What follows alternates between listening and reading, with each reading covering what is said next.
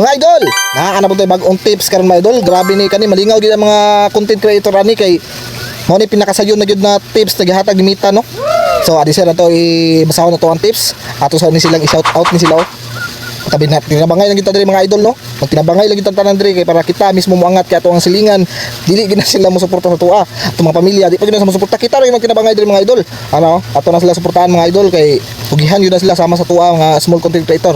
So ang ato ang tips karon is base ni siya sa long form o short form na video. Giusa naman sa Meta gihimo naman niya og reels ang long form o ang short form. So naa diri mga kaidol, maximum reels earning.